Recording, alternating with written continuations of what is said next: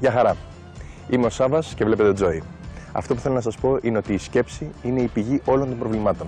Γι' αυτό ήρθαμε εδώ σήμερα στο ΆΚΑ, στο Ολυμπιακό Προπονητήριο Τοξοβολίας, για να αδειάσουμε το μυαλό μας, να καθαρίσουμε το μυαλό μας από κάθε άσχημη σκέψη, να συγκεντρωθούμε στο στόχο μας και να ρίξουμε το βέλος εκεί που πρέπει. Είστε έτοιμοι? Η τοξοβολία είναι μια δραστηριότητα η οποία έχει ξεκινήσει χιλιάδες χρόνια πριν. Μπορεί να είναι άθλημα, μπορεί να είναι δραστηριότητα, μπορεί να είναι χόμπι, μπορεί να είναι παιχνίδι. Εξαρτάται τι θέλουμε εμείς από αυτήν.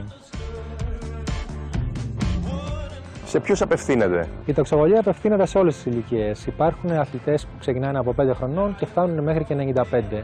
Δεν υπάρχουν κάποιες ιδιαίτερες απαιτήσεις από θέματα φυσικής κατάστασης. Τι περιλαμβάνει μια προπόνηση τοξοβολίας? Περιλαμβάνει ασκήσεις τεχνικής, ισορροπίας, δύναμης, αντοχής, στρατηγικής και ψυχολογικής προετοιμασίας.